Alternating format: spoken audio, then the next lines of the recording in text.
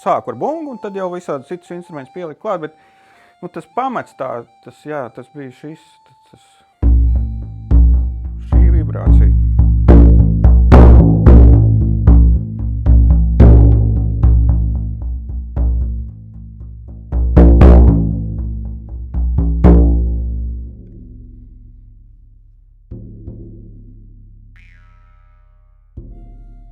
Lai veidot horeogrāfiju, ir vairāki nosacījumi, kas jāņem vērā.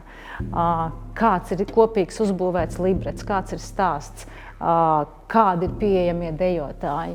Un, ja veido solo, tad ļoti skaidrs, kad es veidoju konkrētam cilvēkam, un es domāju par to cilvēku, kā tam cilvēkam izskatīsies.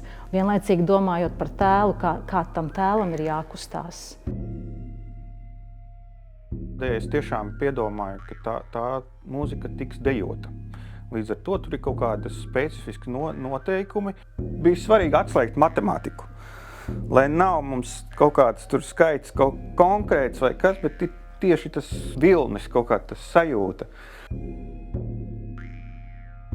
Man ļoti patika tas, kad mēs izmantojām kori, jaukto kori sola, kas principā ar savu enerģiju, ar to vīrišķo, sievišķo, tādu dinamiku, tur bija kaut kāds dialogs uzreiz.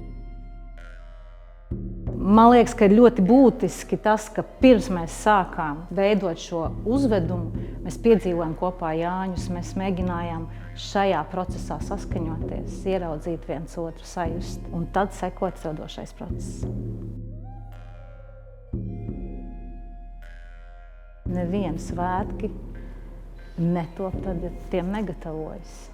Un reizēm tas gatavošanās rituāls ir lielāks nekā paši svētki.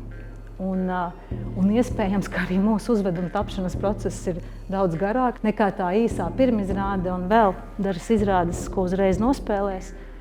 To nevar salīdzināt ar to garo procesu, to gatavošanās rituālu tam lielajam svētku brīdim.